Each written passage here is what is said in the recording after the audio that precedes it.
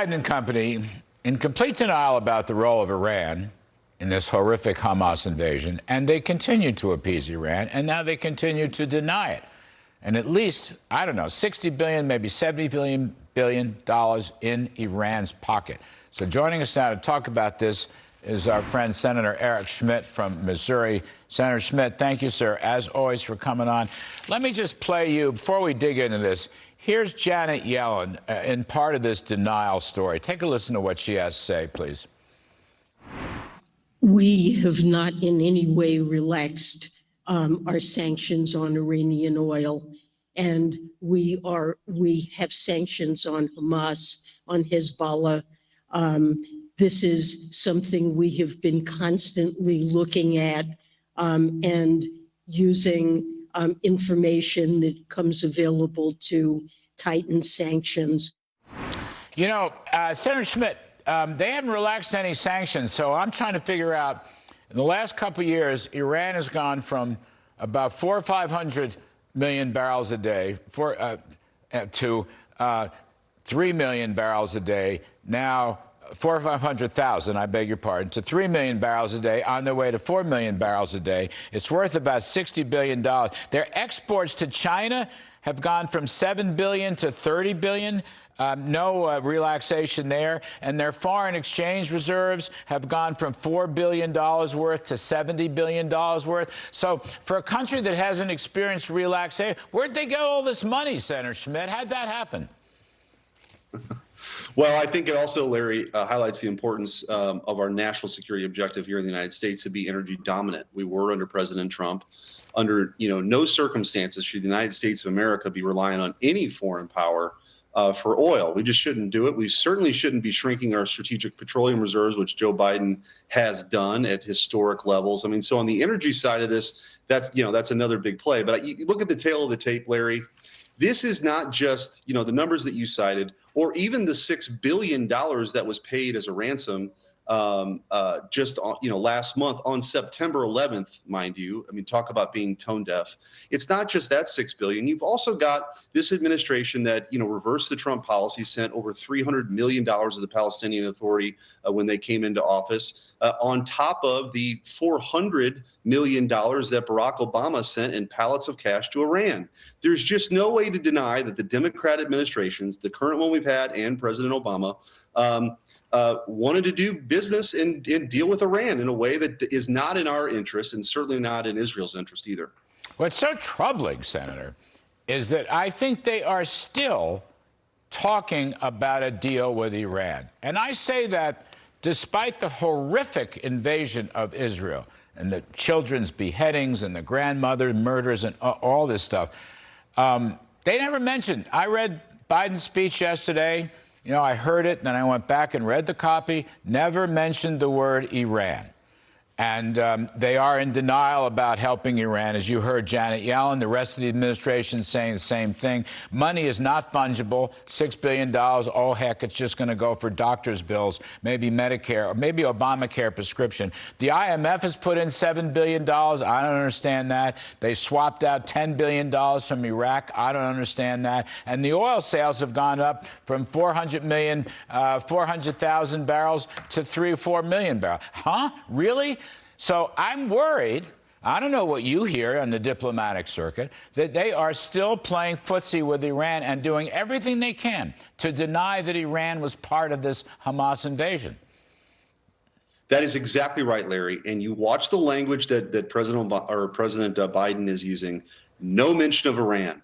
And you watch now how this plays out with the intelligence community, State Department officials. They're not going to talk about Iran. They are so invested in these bad deals that they've done with the #1 state sponsor of terrorism. They refuse to be sober and clear-eyed about this. And we talk a lot, Larry, about Iran being the #1 state sponsor of terrorism. Well, here's what that actually looks like, right?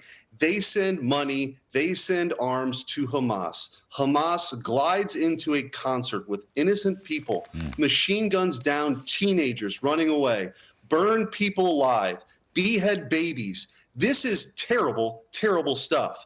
And I don't know how any American administration, any American president, any party in this country could be a part of that and understand this is what happens. Money is fungible. The $6 billion you're releasing, they get to use somewhere else. And what needs to happen when we get back, when Chuck Schumer, who went to China, and we're not working this week to get our budget bills done, which was what we should be doing because we got about 10 working days before the next deadline. But instead of doing that, he's in China. But what should happen is a bill should come on the Senate floor to freeze the $6 billion and make the Democrats object to that. I can't believe that they would do it. I would hope that we could come together, Republicans and Democrats, and say, we do not want $6 billion now going to the #1 state sponsor of terrorism that backs Hamas, who just committed these atrocities. I hope we can do that. We'll find out probably in about a week, Larry. Well, I'm with you on that one for sure. Senator, let me just ask you, though, you know, these economic and oil sanctions and business sanctions and banking sanctions, they're there on paper, but they are not being enforced. Now, is there a way to get Senate and or House? You're going to have Steve Scalise hopefully run as Speaker of the House in a few days or a day. Can you get, I mean, somebody has got to put these sanctions back into place. Trump had them in place. I mean, Iran was doing 400,000 barrels a day under Trump. Now they're moving up towards 4 million barrels a day. That's because of the sanctions. Mitch McConnell wrote a very good op-ed piece. I'll give credit where credit is due. In yesterday's Wall Street Journal, he had a couple of fat paragraphs saying, here's the sanctions that are in place. Why aren't we enforcing them, Senator Schmitt? Well, this is what happens, Larry, when you have an executive branch or a chief executive officer or the commander-in-chief that isn't interested in executing the law. And this is exactly what's happening at the southern border. The president of the United States, I mean, the federal government does a lot of stuff it shouldn't do. Securing our own border happens to be one of those things. We have laws in place. We should do more, by the way, but we have laws in place that could be executed by the president of the United States. He's not doing it. And you're talking about sanctions, same deal. This is a lawless administration, Larry. Not only are they not doing the things they're supposed to do that Congress has actually directed them to do, or that's current policy of the administration or previous administrations, they're actually doing things that they're not allowed to do, like try to wipe away $500 billion to $1 trillion worth of student loan debt. I mean, this is a renegade administration that cares very little about what the law is or what the rules are. And I think that it's up to us in these moments right now to speak out about this and talk about how terrible this is. And hopefully they have a course correct on this issue of Iran. It's not, the first issue for us should be what is in the strategic interest of the United States. Certainly we have friends and allies as this impacted too. It is not in our interest for Iran to be a nuclear power. Yet you've got, again, playing footsie with another Iran, nuclear deal to go soft on Iran. We just can't allow that to happen. And so I think in the Senate, we've got to push hard. The House, this has to be part of their agenda to continue to press back against an administration, again, that is not interested in enforcing the law, whether it's on things that we've got related to foreign policy or, our own border. I'd like to see, this should be done. Iran should become a pariah. Again, the Bidens will let Iran out of that cage. Got to be put back into that cage. And the sooner we do that, the sooner Israel will be helped and get rid of Hamas. Who do they think is financing Hamas? Who do they think is calling the shots on Hamas? And probably Hezbollah. Anyway, Senator Eric Schmitt, thank you, sir. We appreciate your time and your logic, as always. All right, folks, we're going to come here back on set.